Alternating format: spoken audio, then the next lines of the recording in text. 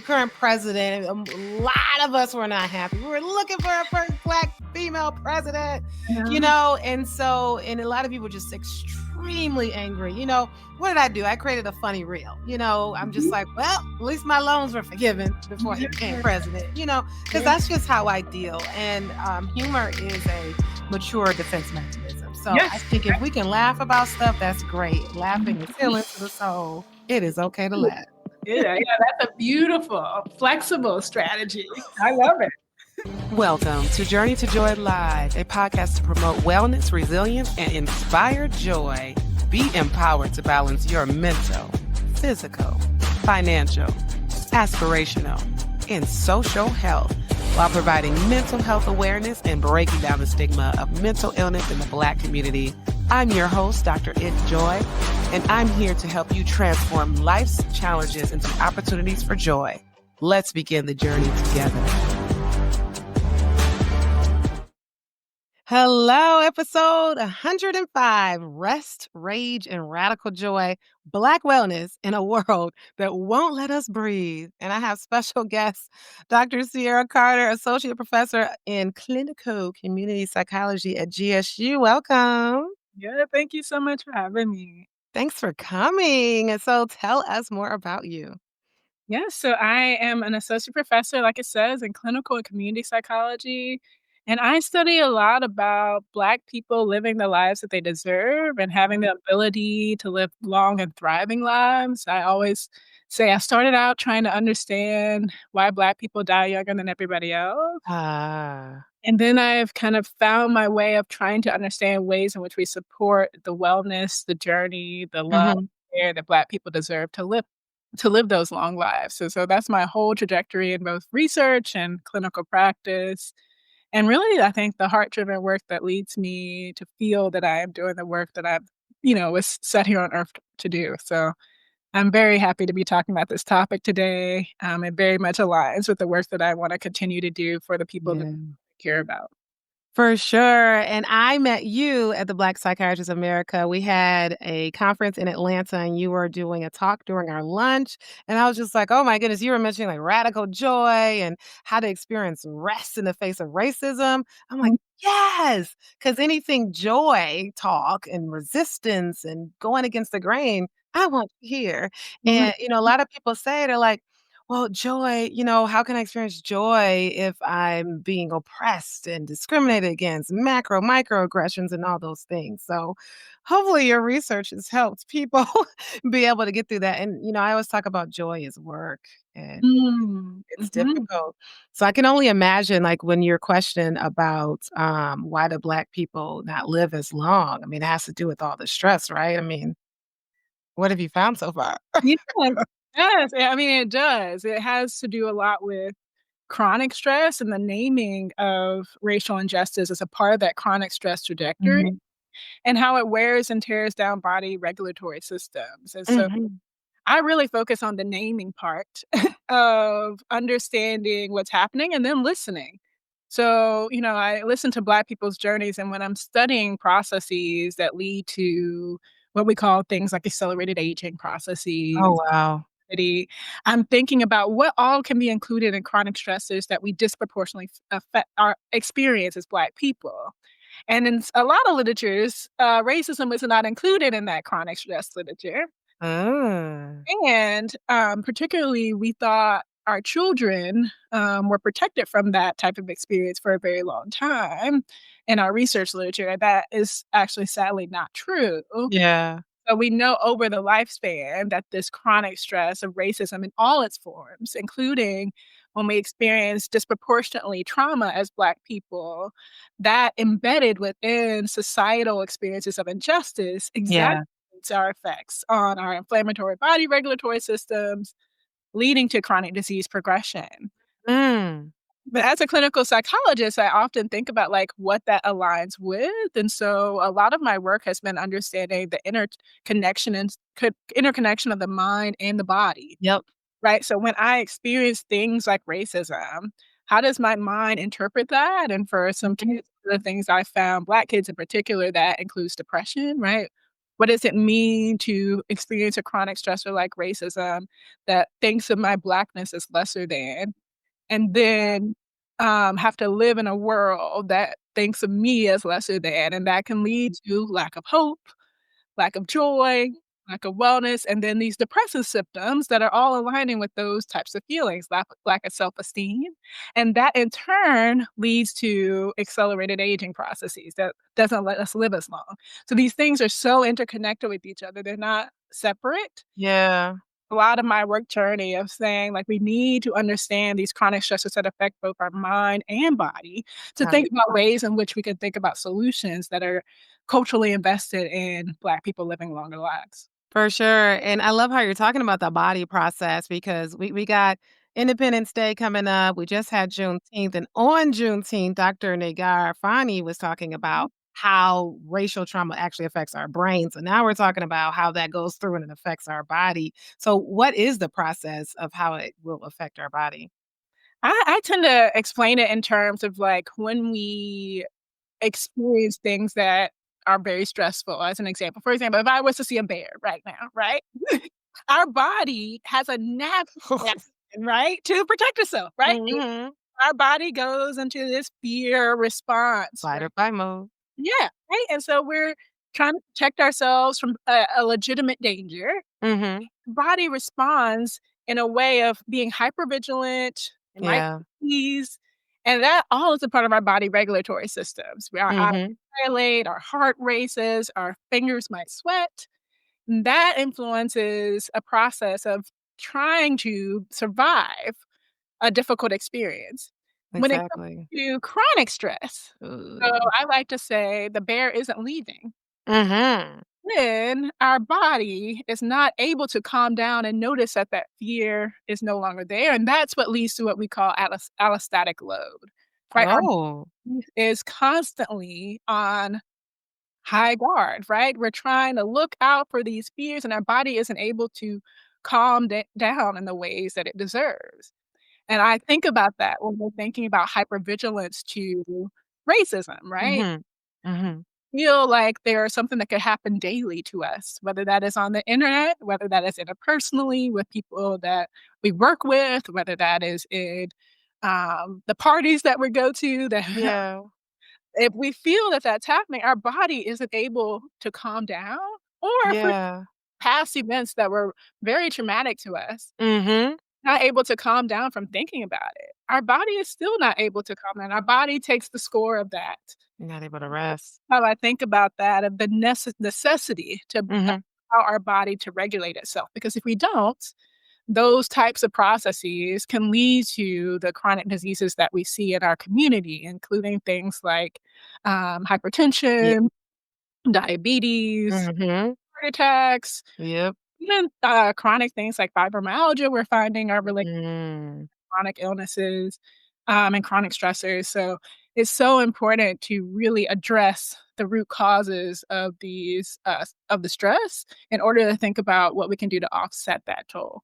Yeah, so we can actually treat it. Yeah, and, when it comes to chronic stress, that keeps us in that sympathetic nervous system, that fight or flight mode, and we're Mm, not supposed to stay in that fight or flight mode. It's supposed to be just briefly while we're getting away, and if that bear is just gonna stay there, then that's that chronic stress, and just hearing you say that, and I know it can sound like a naive question, you can kinda wonder if the bear is staying there so long, we can't just get used to the bear, but I know that's not the case because mm, it's just this constant trauma, like, if you think of somebody, like, we're not talking about even racial trauma, we're talking about an abuser that you're just constantly in that. No, the person don't get used to it.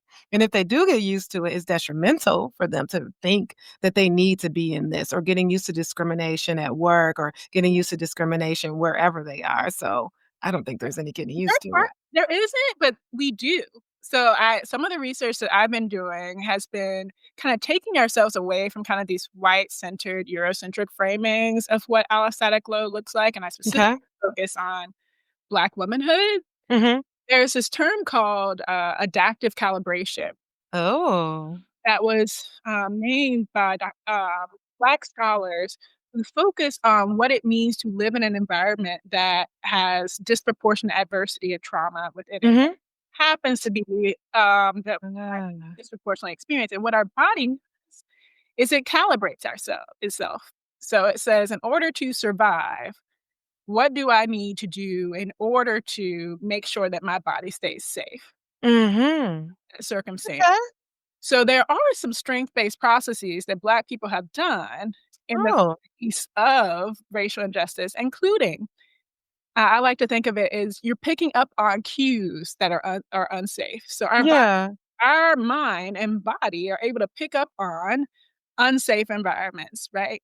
I know when the police are around the corner. I know, like, our body is able to pick up on those cues of unsafety, Yeah. and then it's also coming with the costs, right? Our still Yeah. is on this dysregulation. So what we're seeing is, for example, even with some of Dr. Nagarfani's work, what we saw was that even in those brain scans, Black women Mhm. do a task where they had to pick up on relevant cues, right? Yeah.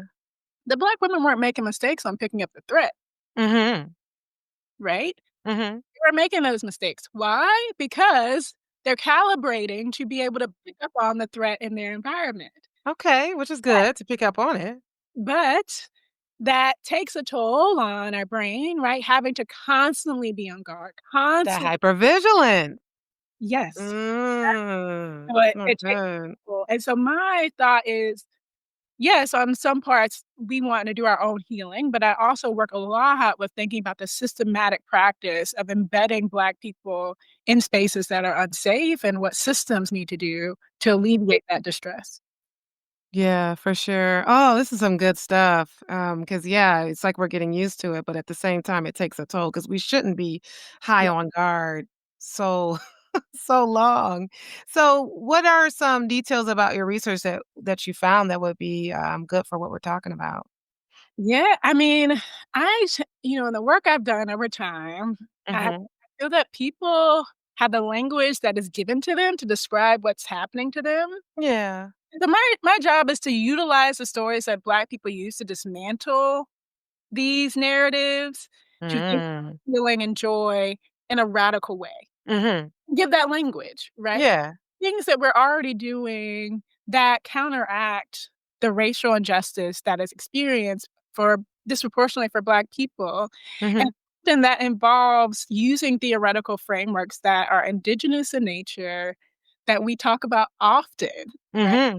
There are radical healing frameworks that I utilize, liberation psychology, that focuses on what does it mean for our bodies to be able to have a space that totally focus on rest and relaxation, Yeah. totally involves in, embedding ourselves in the strengths of our Blackness and beauty, Hmm.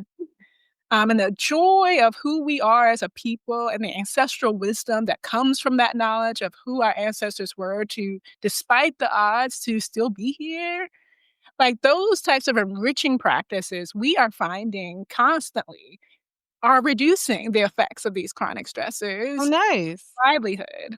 Yeah. Oftentimes, our literature doesn't embed itself in kind of Black-centric forms of joy and healing. Yeah. I tend to think healing is different from coping. Coping is usually kind of this individualistic nature of what I'm individually going to practice. Yeah. Healing is more this revolutionary act where I involve community in my healing journey, Mm. and I holistically heal myself, my mind and You're body. beyond it.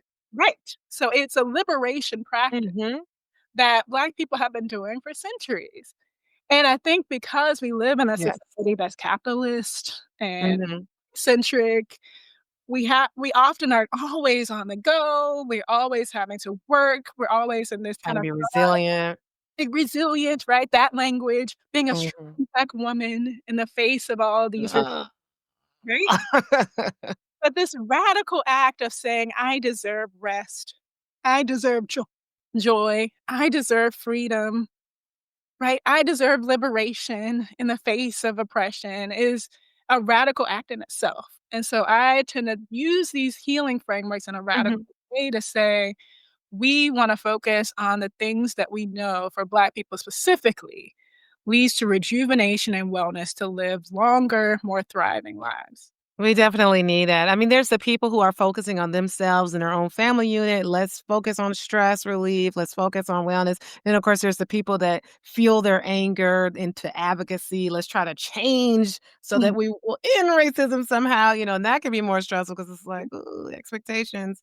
But, this is a question you asked during your talk. I mean, what does rest look like for Black people in the face of racism? And I took some notes. You mentioned something about critical consciousness, mhm. radical healing, and hope and resistance strategies. I was like, "Okay, resistance Yeah. strategies." So tell us more about those. Yeah, and this literature is not my own. So this is by, Dr. French, Dr. Helen Neville, a number of Black scholars who have been focusing on learning about radical healing frameworks from Black people. And one of the things we know across the lifespan is having an understanding about self, which is we can consider critical consciousness, allows the space to understand what the root causes of things are and how you need to engage in practices that help you heal, and rest is a part of that. And often we think about these things, right? You talked about activism, right? As this one-off thing that people utilize, but what we know is that people use abundance of strategies. Mhm. So I might go out to a protest and I might go see my therapist, right? Yeah. And so often we kind of think about these things as dialectic, but what we know about Black people is we utilize strategies that we know are helpful for us, and then Mhm. some that might not be as adaptive as we would like. And so radical healing gives us the space to say critical consciousness is important, but radical healing is also about radical hope. Yeah. Radical hope meaning that I not only think about hope for my own future, but I think about the hope for my community in the future and the hope for maybe my offspring that I haven't met yet. Mhm.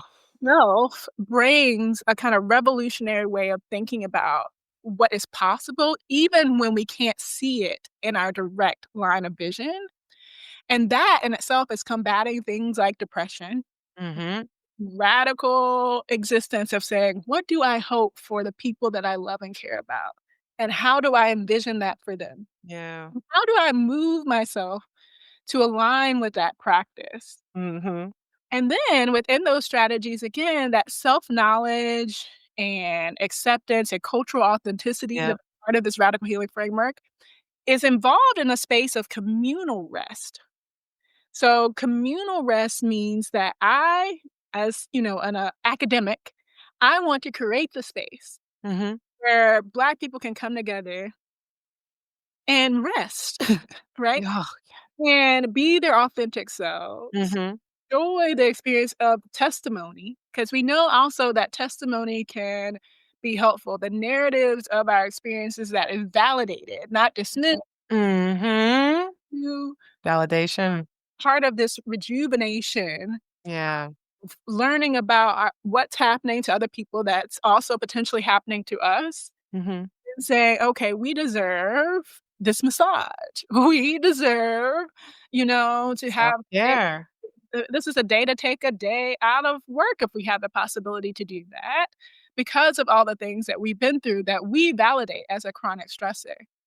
For And sure. often the spaces that we are in don't allow for that rest and relaxation that is holistically related to our Blackness, what Mhm. it means for us. And so our goal in our lab is to create those spaces of community, provide the funding, as we have it so that people can create that space Yeah. themselves, and we can create it in practice to see if it is related to, optimal wellness. And we think about optimal wellness, like I said again, of this mind-body reaction. Mhm. We ask people how they have healed, and we have found that people who also talk about it as well as rest, so this dialectic, right? You engage in these talking practice, you also find spaces where you can breathe. Yes. Breathe in, take these mindfulness-based practices, but not solo only mindfulness, right? But having the space to breathe in a space where you feel like you can't. Those types of radical practices against the oppression Mm. are the ways in which we think people are moving that are showing to be signs of, resistance Gotcha. as well as rest. Yeah, yeah, so finding those spaces, I mean, whether it's alone or whether it's with community, I mean, that's what we talked about a couple weeks ago, like, finding that social connectedness, being around people like you, like-mindedness. And we've been doing that for years. I mean, as far as being around people so we can have that validation. But yeah, knowing yourself, recognizing your reactions to things. And I love how you mentioned hope. When I hear hope, I think of faith and gratitude and all those things.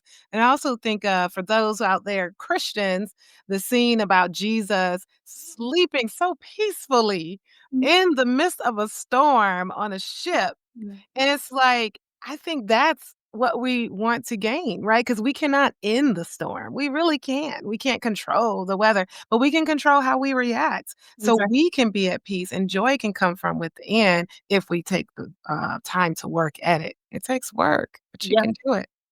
Yes, I think that is a part of how we think about the combination of healing and also resistance. I will say, oftentimes, a thought that I hear from other scholars is this thought that we don't approach the system, we just focus on ourselves. Mhm. But we actually, in the liberation psychology as well as the radical healing framework, is that across generations, we have felt the need and necessity to think about our healing in the space of resisting oppression.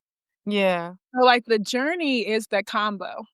Is actually what we're understanding as this holistic wellness is if we dismiss the necessity to think about resistance to oppression, then we don't feel as whole as we want to be. Mhm. Sense of like, I'm missing a part of what this is because this was unjust, right? What Mhm. happened to me and Yeah. my community is unjust, and often we feel this desire to do something about it. And that desire is not neglecting the rest you need.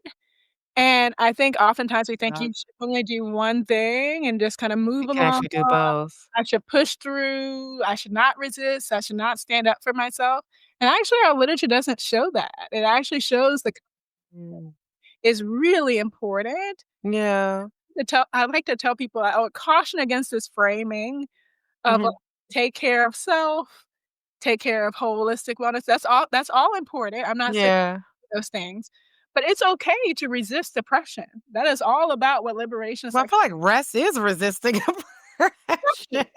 From the combination and tangent, Yeah, yeah. like, "Oh, should I say something about this unjust act?" And sometimes people are like, "Well, take a day off," and I was like, "It's okay. It's also okay to resist." Oh, I definitely see what you're saying because I definitely avoid those political type of Mhm. conversations, and my algorithm doesn't have all that because 'cause I'm looking at toddlers, I'm laughing, I look for all the fun, joyful things. Yeah. So, yeah, I do avoid those conversations for my mental health, so I do see how people could think, like, you only do the one, but what you're saying is, like, sure, you can engage in those intellectual conversations or debates, but you can also rest. Just Yeah, don't do 100%. everything. Yeah, Yeah. truly, solely. I think it's the more we like to call it psychological flexibility. Oh, yeah. The more tools you have in your toolbox to resist depression, the more holistically well you can be. Love it. One fits all thought Mhm, mhm. often does not fit every form of oppression. So, like, we might have only experienced one thing and then we're hit with something and we're like, "Ah, I don't have enough in my toolbox to deal with that. I was trying to rest. I You was need a lot. like take a relaxation moment." That's not doing it enough. Mhm. And For so we sure. need a lot more psychological flexibility to have a number of things in our Ooh, a toolbox. lot of people need that. A lot of people are just so fixed and rigid, like Mhm. yeah, you gotta be more flexible, that's so true. So you mentioned offspring that you haven't met yet earlier, and that made me think about people who are like, "I'm not gonna have kids in this world, this evil, angry world," and of course, we talk about how hard it is. You have a black boy, I have 3 black boys, and how hard it is to raise black men in this society. What do you say to people I guess it's 2 different concepts, but what do you say to people who are just like, "I'm not bringing no kids in this world?" I mean, I think that's real. I mean, I'll be all the time. Dr. Carter validates you, whoever thinks that. I do. I mean, I do, but I do think that this radical hope is so important for me too personally, right? Like this envisioning of a future for the people I love and care about. I wouldn't be doing this work if I didn't think that I had hope that Yeah. could change. Mhm. Black people could live longer lives, right?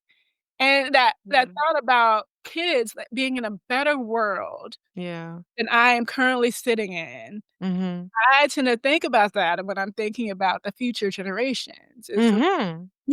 what world could I help to co-create where I would feel that this is the space that I want to live? Am I moving in those ways that is centered in that thought? And I think that changes my perspective on kind of future generations because I see hope every day. Yeah. It's Oftentimes, there. You gotta look for it or find it or create it. right, we have these glasses on of like the world is completely terrible. There's nothing, it's gonna be hard to see any hope that is happening, but I see every day and the people that I work with and the communities that I partner with, all of these things that I'm talking about, the joy, Mhm. the Black beauty, Mhm.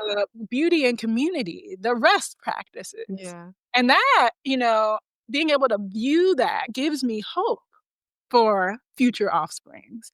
And I think I caution against kind of being in one space or the other completely. We have to identify the struggle, but Yes. also understand the joy that comes from being who we are. And so Yes. I think that joy of being who I am as a Black person deserves to be shared. And that's kinda how I think through Unapologetically. and so I think that's a part of thinking about the future offspring. I mean, that's why that psychological flexibility that you spoke about is so important. Like, you have to be able to think 2 ways. Like, something could be very stressful, but also it's okay to laugh about it. It's Mhm. okay to be hopeful even though something sucks. Like, the current president, a lot of us were not happy. We were looking for a first Black female president, Mhm. and a lot of people just extremely angry. What did I do? I created a funny reel. I'm just like, well, at least my loans were forgiven before he became president, because Right. that's just how I deal. And humor is a mature defense mechanism. So I Yes. think if we can laugh about stuff, that's great. Laughing is healing to the soul. It is okay to laugh. Yeah, that's a beautiful, flexible strategy. I love it. Because some people take life so seriously, and I think it's okay to just give permission not to take life so seriously. I laugh at my patients, even patients. I feel like that's a nice scale for how depressed they are that day. If I can make them laugh, I'm like, okay, you're not as depressed today. No, Yeah. we You have to don't go. laugh, then I'm like, oh shoot, let's up your There's a lot going on. We gotta figure out. Right, right, right. Yeah, so this is great. So as far as radical joy, what does radical joy look like when joy itself feels like resistance? And we say joy is resistance. So Mhm. like how do we do it? Yeah, I think joy and freedom are aligned with each other kind of in kind of Black holistic wellness practice in that happiness is innate, and trying to build something that's not there can be a difficult practice. So I tend to tell True. people, like, what what brings you joy? What brings you joy, and what deterred it for you for today? So, often when I think about kind of Black people and joy practices as someone who studies racism, Mhm. and that can ruin your joy, right? I could be going along having a beautiful day. I practice joy and like centering my child this morning and like seeing the world through his eyes and how beautiful that was. That brought me so much joy. And then somebody had to call me out of my name, Oh. and that deterred the joy that I had. And so when you get to a space, Yeah. radical joy is saying above and beyond Mhm. these daily practices that bring me joy. What are things that I see in my, community, amongst my family, amongst people I love and care about that I can see as bringing joy for all? So Mhm. there's a combination again of practices where I have the things that I can identify that bring me joy, but those individual practices can often be offset by these experiences of oppression, right? It can often Yeah. be my joy for the day. And so Mhm. you need these kind of broader joyful practices, right? Mhm. My church family that can be Mhm. how I think about community, how I think about future joy for my child, right? Envisioning that act, because I'm Yeah. it all on that day. But I can say, "Oh, my baby is having a great day today," right? That Yes. that brings me so much joy, even if I'm not Yes. in the moment when something terrible is happening to me. Yes, there's always something. And so that is a allowance of kind of thinking about that's what radical joy is about. It's about thinking about not only my own personal joys that sadly sometimes can be offset by personal oppression or different types of things that happen to us on a If daily that something are happens, stressful, yeah. but this radical joy that I even in the midst of struggle, there are things that I see in the world that are beautiful and worth giving respect to and thinking about and really enriching my life. Yeah, we have to identify those things, early on so that we can have a nice list, a toolkit to look at Mhm. so that when oppression or stress or trauma happens and you're just like, because when that happens, you don't remember any of these positive little joys or big joys or nothing. So when you have it written down, you can go back to it or you know what your self care practice is. And if you're doing something every day, it's consistent, it's something you need to do. But sometimes in that face of stress, you need like to up your game, your self-care game, and there's something else you have to do. But just hearing you talk about, like, the joy like, some of the joys of parenting, like, I had a little small joy today. Usually when I tell my 4-year-old to go brush his teeth, he's just like, "Mommy, can you come with me? Mommy, can you come with me?" And this morning, he's just like, "Mommy, I don't need you." Ooh. And it sounds like, "Whoa, you don't need me." But then I was like, "Whoa, wait, wait, wait, stop. That's a joy. He Mhm. doesn't need That's a me to yeah. help him brush his teeth."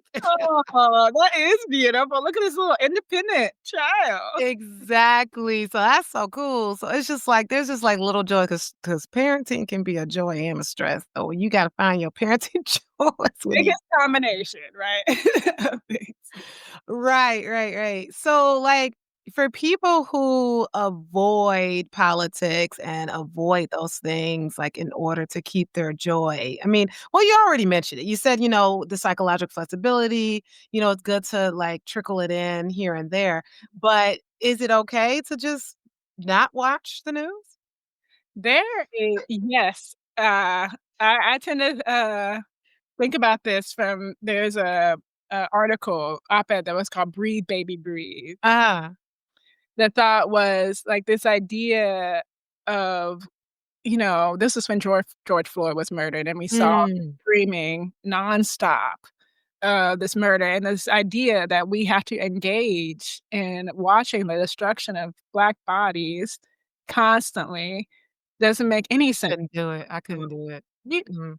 and so I don't even call it avoidance, I call it, Protection. yeah, a protective wellness practice of, disengaging from a system that we don't see these types of images for white bodies, right? So there is an intentionality to the ways that people paint pictures of Black people's destruction, and so Mhm, that type of, disengagement strategy is what I would name it.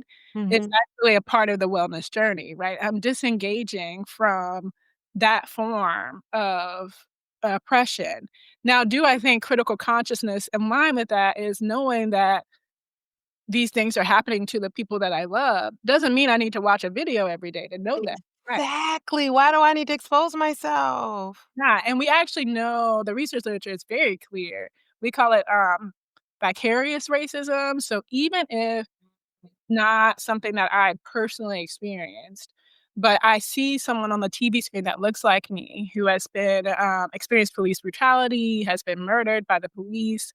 Those types of experience, we can look at it by state. So in Minnesota, for example, when George Floyd was murdered, we saw an uptick in Black people's depression and anxiety scores Oh, to other wow. ethnicities. So we know that this vicarious trauma, vicarious racial trauma Yes, has an effect on our bodies, of course. even if it's not our own personal experience. This witnessing Or a is a family, even if it's not a family member, like, we feel it, we get feel angry, there's this communal anger. exactly, and it's affecting our Mm. holistic wellness.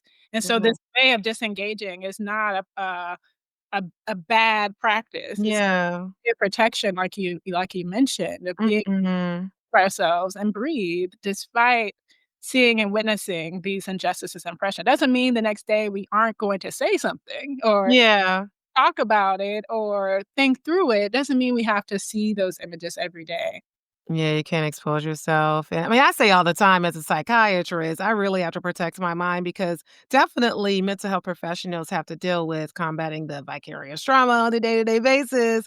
Like, there's certain ones that, like, stick to me to this day that I've heard, like, several years ago about somebody's trauma, but, other traumas, I've kinda trained my brain like, "Okay, I got this. I'm Mhm. good," or, I know what to do in order to not let it affect me, but, like, watching somebody, like, a for real person die on TV, can't do it.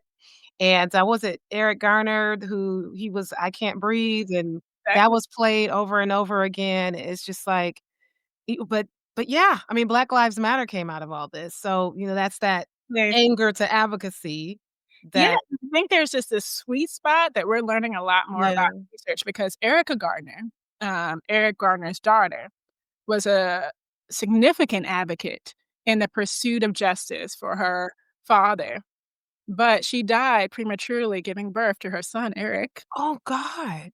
And we are seeing more and more cases of relatives to these police harms having Uh-huh. significant chronic health complications and even sadly die Wow. with these, big cases that we see in our media, which I think Mm. gives us a sign that, we think of these as interwoven lives, right?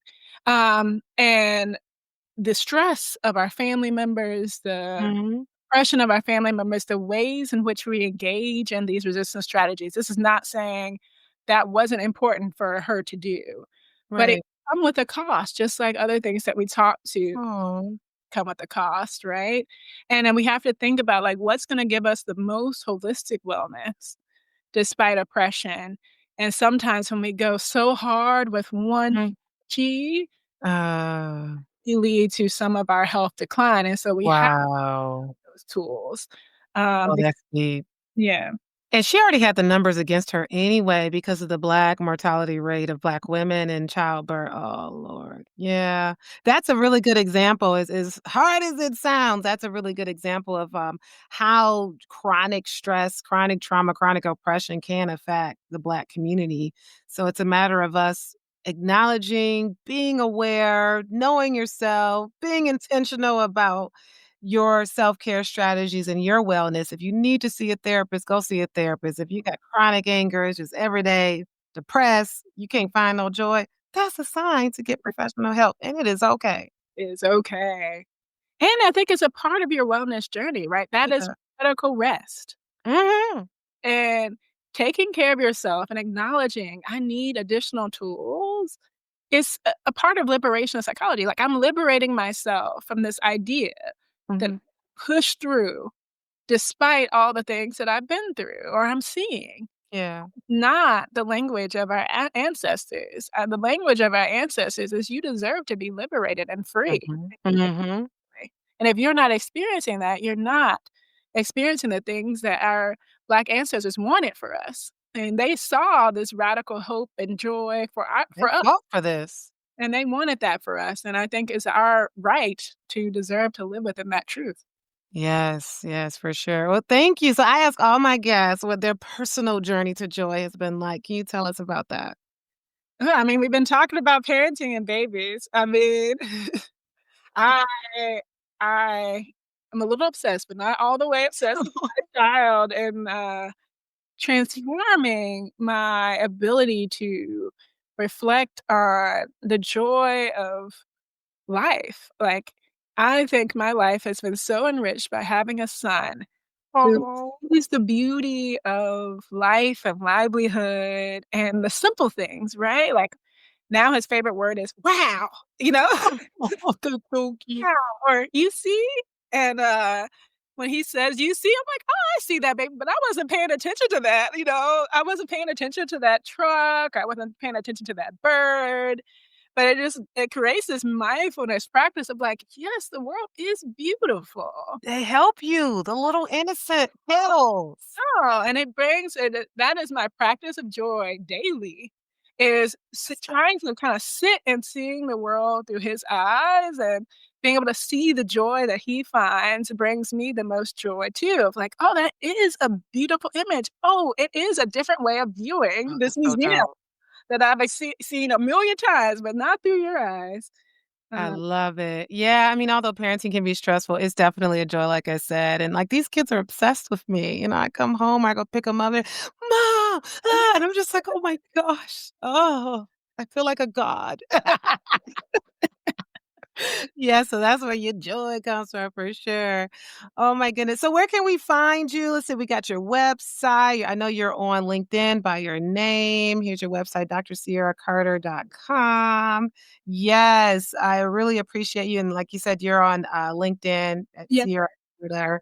And just to talk more about my book that I recently published, Inspire Joy for the Wife, Mom, Boss, Balancing It All Without Losing Yourself. It is 17.49 on drnjoylife.com if you want to know how to balance being everything to everyone at all times.